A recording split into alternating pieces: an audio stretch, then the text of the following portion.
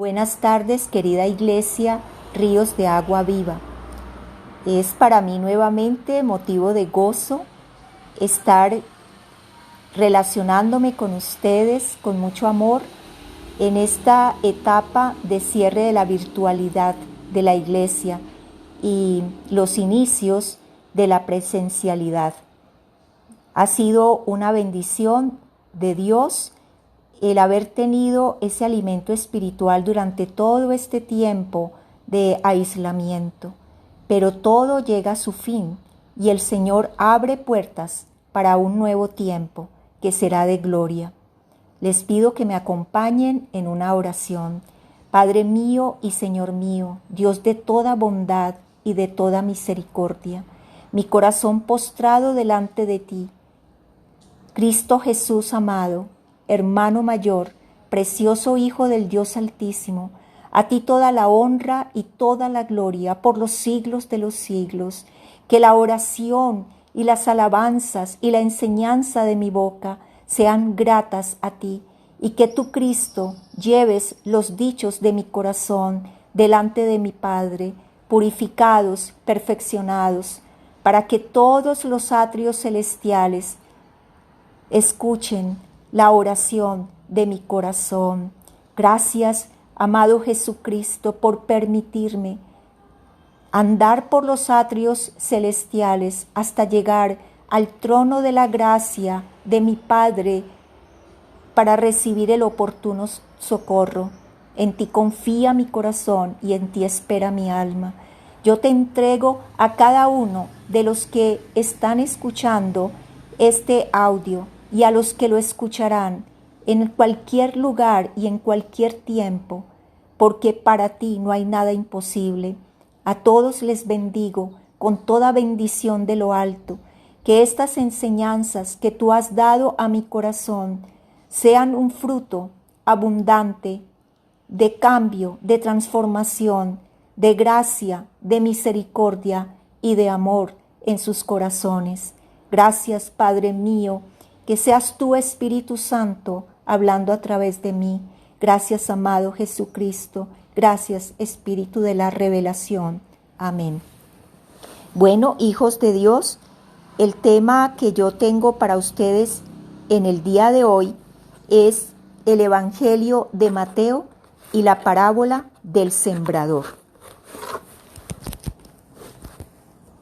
Se cree que el libro de Mateo fue escrito posiblemente antes del año 70 de la era cristiana, ya que en este evangelio Mateo no habla de la destrucción de Jerusalén a manos del ejército romano.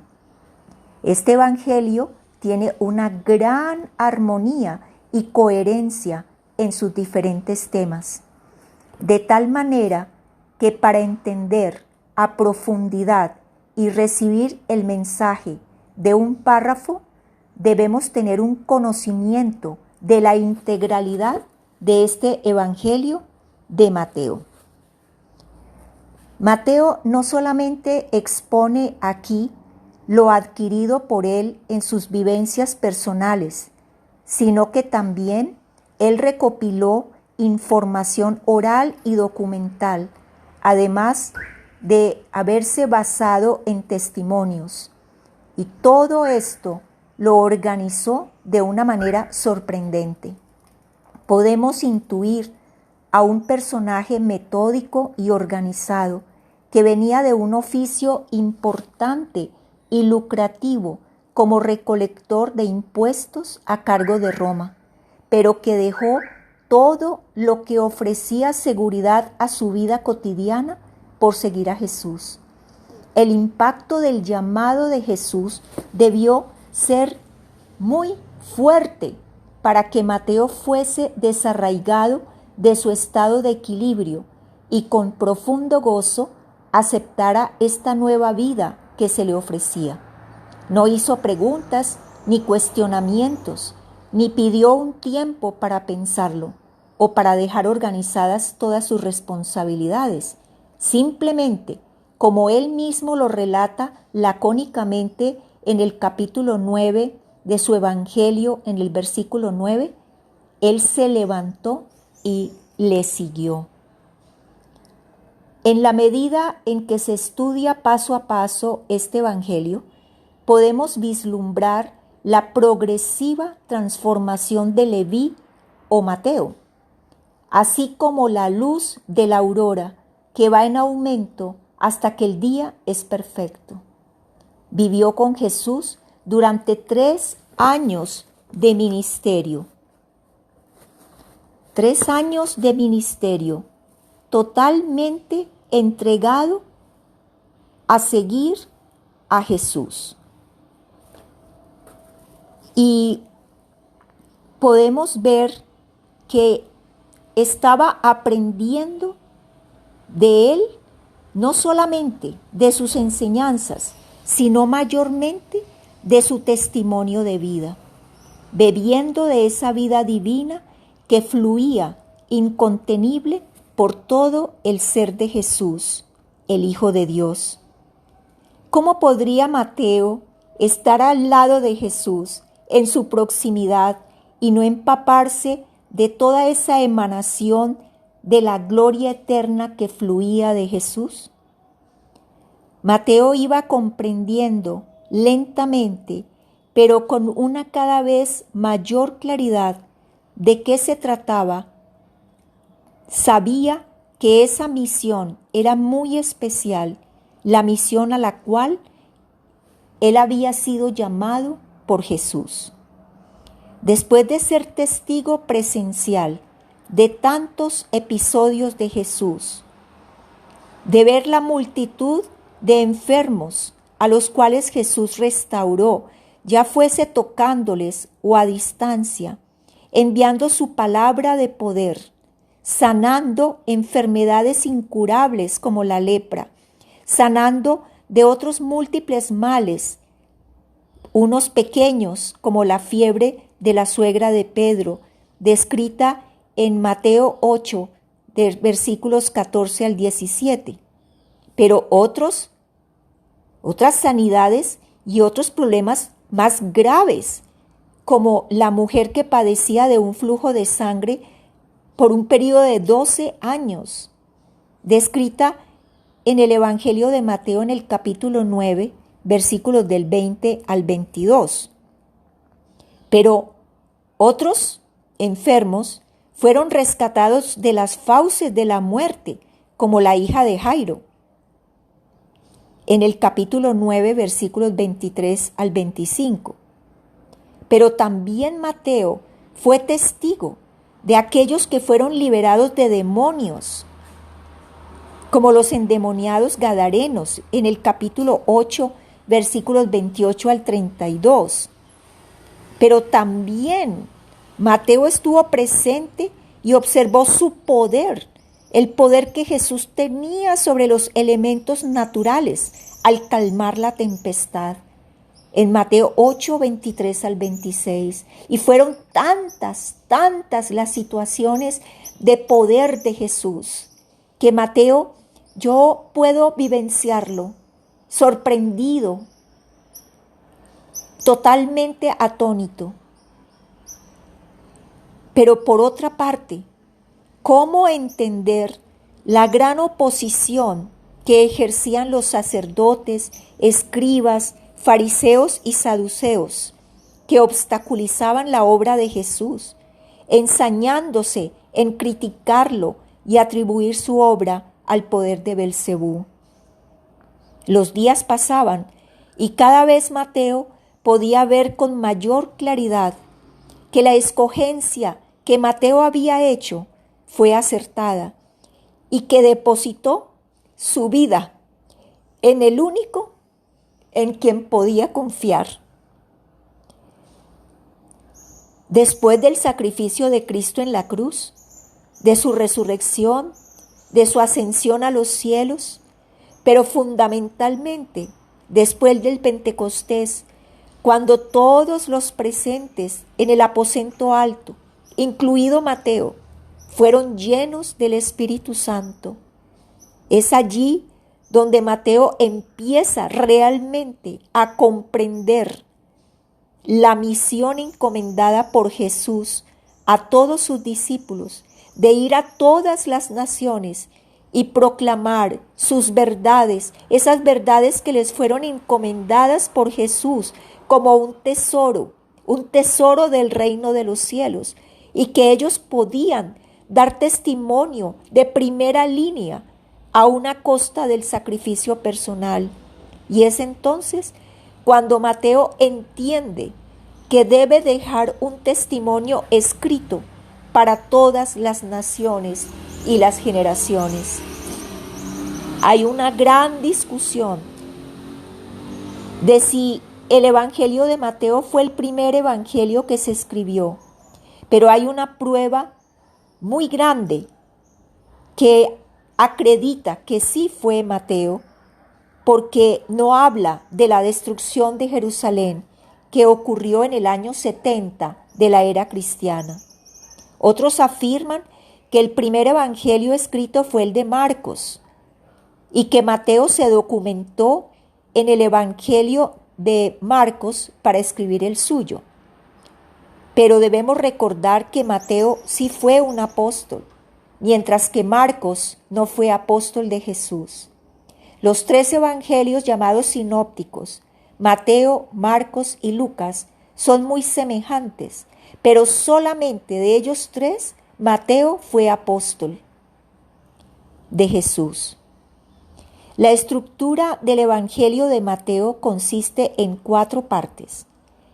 Tiene una introducción que comprende los 2 primeros capítulos, en donde se nos habla de la genealogía y del nacimiento de Jesús en el capítulo 1. Y en el 2, la visita de los magos y la matanza de los niños. Luego viene, después de esa introducción, un componente narrativo que nos habla de los movimientos de Jesús, de su andar y de sus vivencias. Pero luego de esta parte narrativa sigue el componente discursivo, que comprende sus 5 grandes discursos.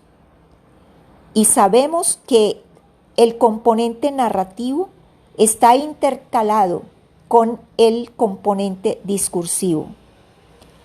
Y finalmente viene la conclusión. El estilo de escritura del Evangelio de Mateo es el típico estilo hebreo, especialmente legalista, es decir, de ley, que tiene una gran similitud con el Pentateuco y su descripción de la ley, las ordenanzas y los preceptos. Pero hay un estilo complementario en el Evangelio de Mateo, y es el histórico. Pero antes de considerar la parte histórica, el estilo complementario es la narrativa hebrea, porque este Evangelio, además de ser legalista, es narrativo y sigue los trazados de la literatura hebrea, y se caracteriza por repeticiones, hipérboles, paralelismos semánticos, de sinónimos, antónimos, expresiones que se repiten y se reafirman unas en otras, haciendo que las ideas queden fijas. Se puede decir que el Evangelio de Mateo es histórico, porque nos legó los movimientos, actuaciones, propósitos de Jesús, pero también de los discípulos, de los religiosos y aún de las multitudes. Las enfermedades predominantes, podemos conocerlas, las que realmente estaban siendo gran problema entre la población, pero también el yugo de Roma y sus consecuencias, la opresión y los abusos de la clase religiosa, el deterioro del gobierno religioso, pues se había llegado en el tiempo de Jesús a la existencia de 2 sumos sacerdotes al mismo tiempo, cosa que era contraria al ordenado por Jehová. Es mucha la información histórica que se puede extractar del Evangelio de Mateo. Pero sobre todo, el Evangelio de Mateo, por encima de todo lo histórico, el Evangelio de Mateo es un evangelio doctrinal. En este Evangelio Mateo expone los misterios del reino de los cielos hablados por Jesús. El único evangelista que documenta lo hablado por Jesús ampliamente sobre el reino de los cielos es Mateo. De los 5 discursos de Jesús, yo quiero destacar el primer discurso, llamado el discurso inaugural o de las bienaventuranzas, y que está descrito en los capítulos del 5 al 7 del Evangelio de Mateo. Jesús allí expone, hablando a la multitud, lo que es el código de gobierno o constitución del reino de los cielos. Presenta el reino de los cielos como un reino de amor y de misericordia, como un don, un regalo, pero que también tiene exigencias. En el capítulo 10 vemos el segundo gran discurso, que es llamado el discurso del discipulado, y fue expuesto por Jesús delante de sus discípulos, pero con apertura a todos. Allí Jesús expone lo que se espera del comportamiento de los ciudadanos del reino de los cielos. Este discurso lo da Jesús inmediatamente después de la elección de sus 12 apóstoles y antes de enviarlos a su primera misión. Las instrucciones fueron precisas. ¿A quiénes debían ir? En el versículo 6 de este capítulo 10, Jesús les dice que deben ir a las ovejas perdidas de Israel. Pareciera que la puerta estuviera totalmente cerrada para otros pueblos que no fuera el judío. Pero si atentamente observamos, en el versículo 8, Jesús les dice: sanad enfermos, limpiad leprosos, resucitad muertos, echad fuera demonios. De gracia recibisteis, dad de gracia. Aquí claramente se puede apreciar que la misericordia expuesta en las bienaventuranzas era ahora una realidad para todos.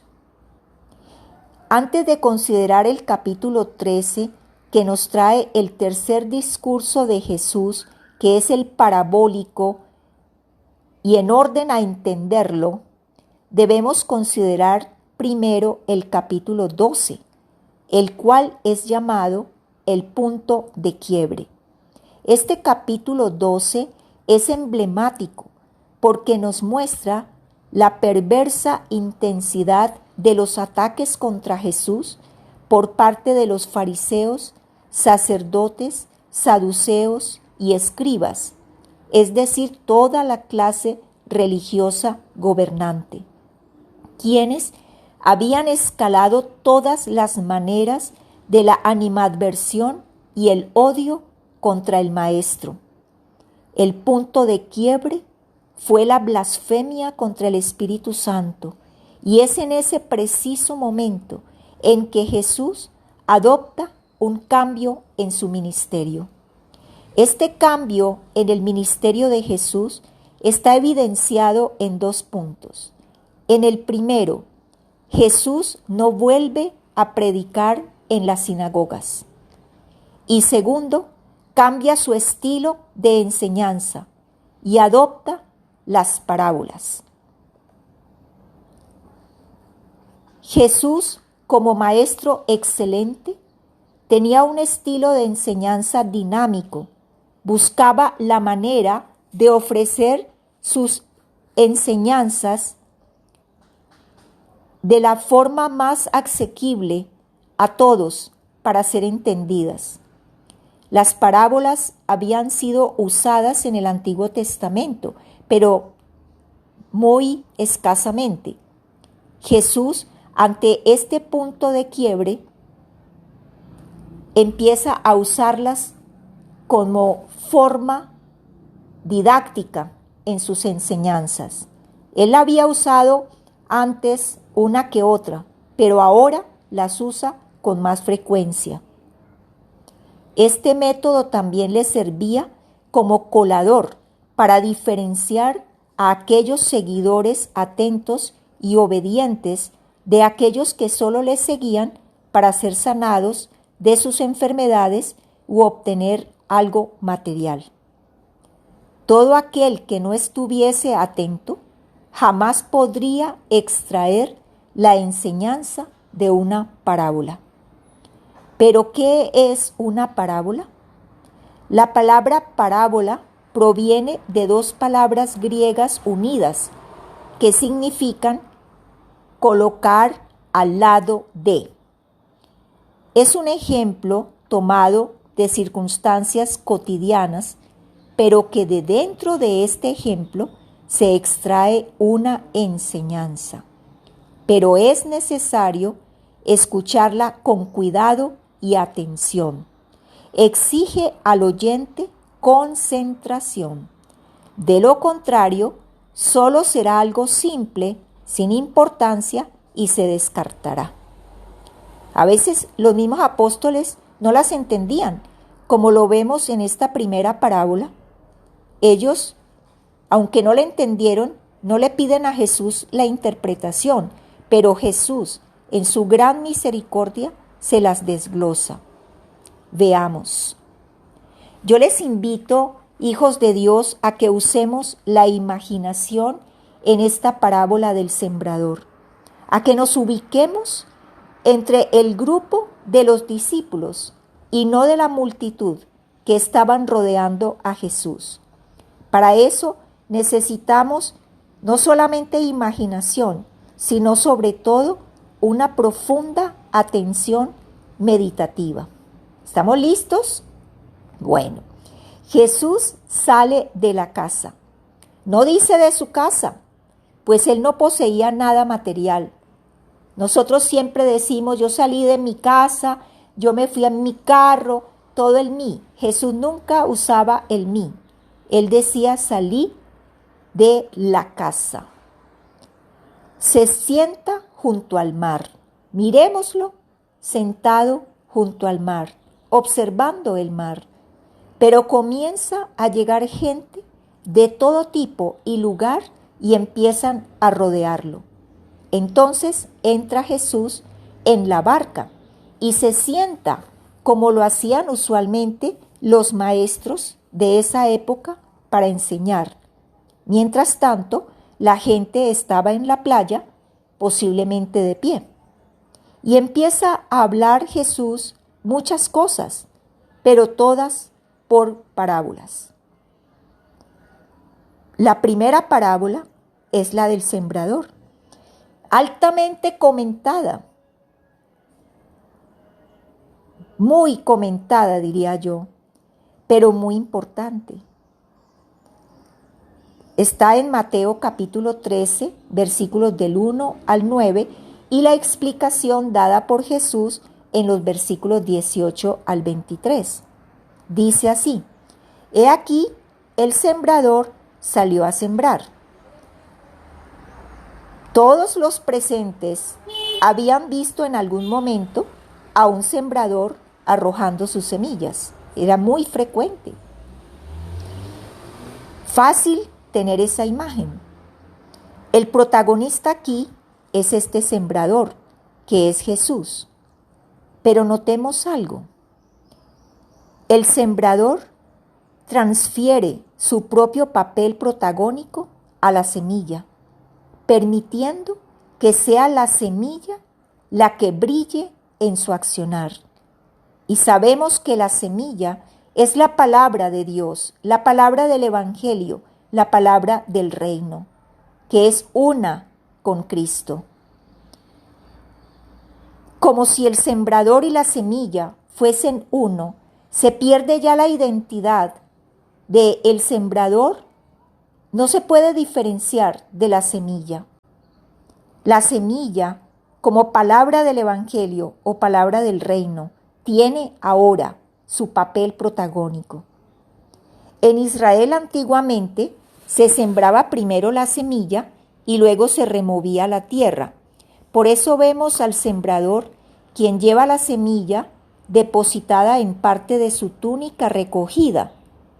Toma un puñado de esta semilla y la lanza con un movimiento fuerte de su brazo para que el viento la impulse y abarque una buena superficie de su campo. Ese campo es el mundo y ese mundo le pertenece a Jesucristo. El mundo y todo lo que en él se contiene es de Jesucristo. Pero concentrémonos ahora en el destino de estas semillas tan pequeñas. ¿Qué pasó con ellas? ¿A dónde fueron a parar estas pequeñas semillas? Una parte de ellas fueron a parar al lado del camino de servidumbre que estaba aledaño al campo. Pero ahora aparece otro gran personaje y es el terreno. ¿Cómo es este terreno del camino? ¿Es un buen anfitrión para las humildes semillas? ¿Con qué terreno se encuentran las semillas? Consideremos el terreno del camino. Por el paso continuo de los caminantes, esta tierra del camino está endurecida, impenetrable, por lo que las semillas quedan expuestas, sin posibilidad de penetrar la dura superficie, sin poder profundizarse. Al estar expuestas, vienen las aves y las devoran. Mueren estas semillas sin haber germinado, mueren infructíferas, sin esperanza. Reflexionemos en este punto en nuestro propio corazón. Quizá nuestro corazón está pisoteado por múltiple tránsito de muchas personas, algunos que dejaron huellas de dolor o de engaño o de traición o de frustración o de odio o de amargura. ¿Está tu corazón endurecido, impidiendo que la palabra del Evangelio pueda encontrar camino dentro de ti? Es una buena pregunta. ¿Oyes las predicaciones y solo tienes una expresión como esta? ¡Ah! Esta predicación fue un mero repaso. Yo ya me sabía todo eso. No me gustó ese predicador. Me hubiera gustado otro. ¿Has expresado estas frases en algún momento de tu vida? ¿Estuviste escuchando un devocional, una prédica? ¿Estuviste en la iglesia y escuchaste por mero compromiso, por rutina, por estar con otros, por alguna razón ajena al verdadero propósito? En ese caso, la semilla entonces resbala. Por un oído entra y por el otro sale. Son aquellos que oyen la palabra y creen entenderla, pero no es verdad, no es eso lo que ocurre. El único remedio para un corazón duro son las lágrimas que brotan por la aflicción, como dice en Romanos capítulo 3, versículo 11. No hay quien entienda. Cita este versículo Pablo presente en el Salmo 14. Y en Efesios 4, 18 dice Pablo, teniendo el entendimiento entenebrecido, ajenos de la vida de Dios, por la ignorancia que en ellos hay, por la dureza de su corazón. ¿Pero qué representan estas aves? Al maligno que devora la palabra. En el segundo terreno tenemos pedregales, y el grano que fue sembrado en estos pedregales solo encuentra una capa superficial de tierra que inicialmente le parece suficiente para desarrollarse y sale pronto una pequeña plántula que promete, pero como la capa de tierra es tan delgada, no puede profundizar sus raíces y apenas salen los rayos del sol fuertes, se quema y se seca. Pobre semilla. Creía estar bien, pero ante el sol abrasador pereció. Este es el que oye la palabra y al momento la recibe con gozo. Se emociona, alaba al predicador, pero no tiene raíz en sí, sino que es de corta duración. Pues al venir la aflicción o la persecución por causa de la palabra, entonces tropieza. Pero ¿cuál persecución? Aquí nosotros, gracias a Dios, no tenemos persecución a muerte, pero sí tenemos otro tipo de persecución. Inicialmente la persecución, en nuestro caso, proviene de nuestros seres queridos, compañeros de trabajo, amigos, que no comparten nuestra fe y empiezan a criticar, a hacer burlas y hasta a prohibir la asistencia a la iglesia. La persona sin una determinación clara, sin raíces, entonces cede y abandona el camino. Otra parte de la semilla cayó entre espinos, que crecieron a la par con ella y ahogaron la plántula. Aquí se representa al que oye la palabra, pero el afán de este siglo y el engaño de las riquezas ahogan la palabra, impidiéndole producir fruto. Vemos en este terreno cómo la semilla llegó a una capa profunda de tierra que le prometía un buen desarrollo y una buena extensión de sus raíces. Pero allí también estaban desarrollándose unos espinos que, igual que la plántula, iban creciendo y al final empezaron a robarle el aire y a aprisionarla hasta asfixiarla. Ese es el afán por escalar posiciones, por tener muchas pertenencias, por ser reconocidos, muy importantes. Todos estos conceptos totalmente engañosos que dañan o asfixian el desarrollo de la palabra. Es el tipo de cristiano que nunca avanza y solo busca promesas que le solucionen su inmediatez.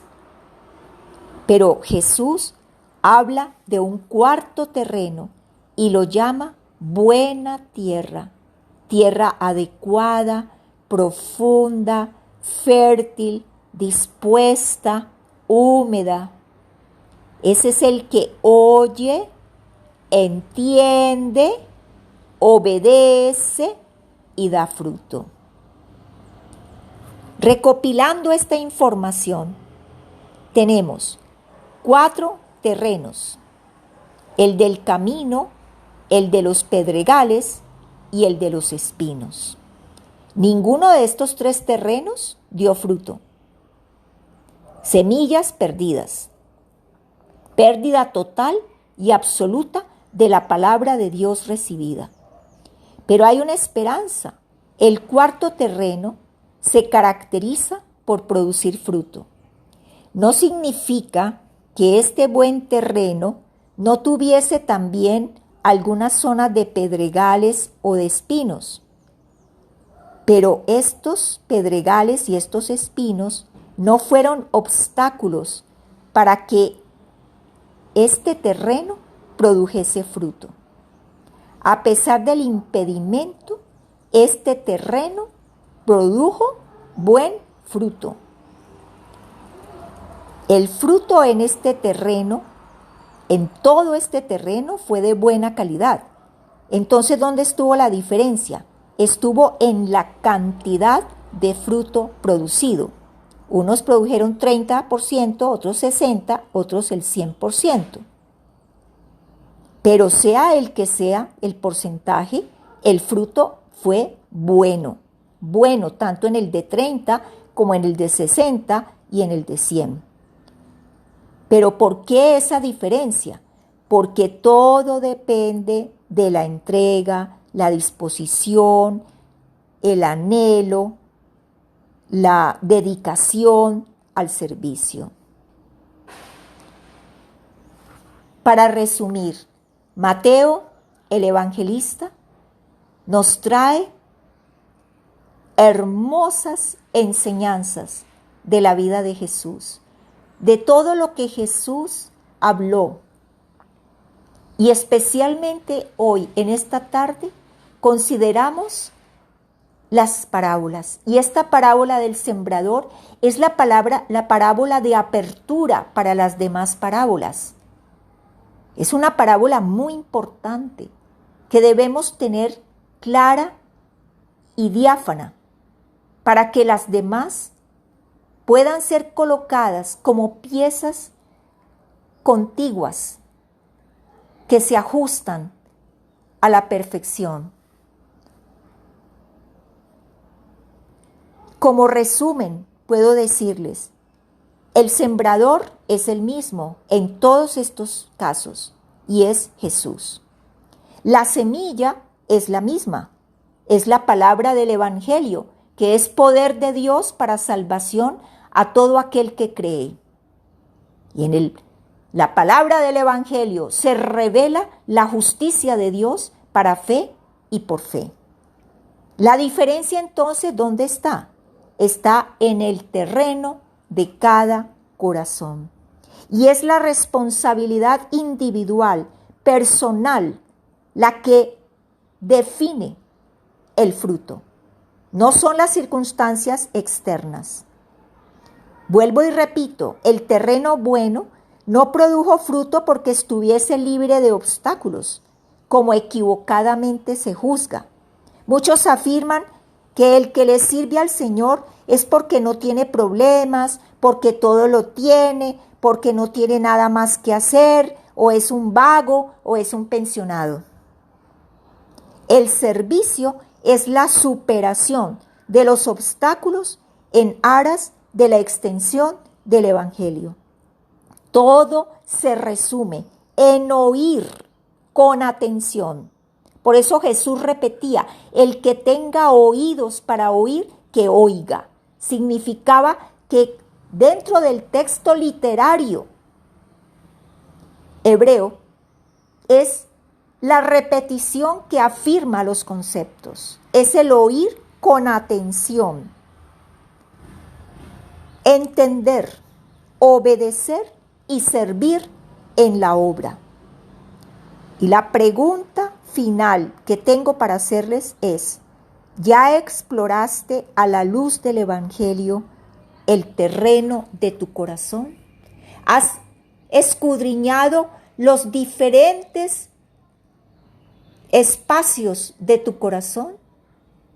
¿Es tu corazón al 100% tierra buena? ¿O en qué porcentaje? De ese porcentaje depende el fruto. Pero la pregunta es, ¿qué es el fruto? El fruto es el cambio en el carácter del cristiano. Es el cambio de vida. El fruto no son las obras externas. Es el cambio interior que realiza el Espíritu Santo en el proceso de la santificación. Padre, te doy muchas gracias por la oportunidad que me has dado de llevar este hermosísimo mensaje que toca las fibras más profundas de mi corazón. Se estremece mi ser cuando me identifico con Mateo en su vida.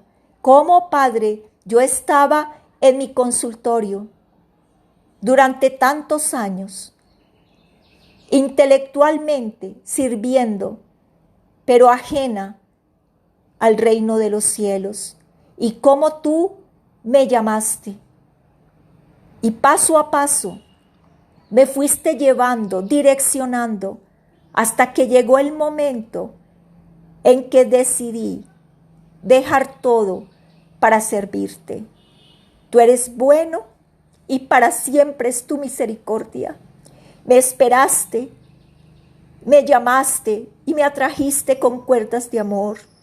Es tu voz de amor la que escuché en el desierto del Sinaí hace 33 años y es la voz que sigo oyendo en mi corazón, que me guía, que me dirige, que me muestra las verdades profundas, los misterios del reino de los cielos.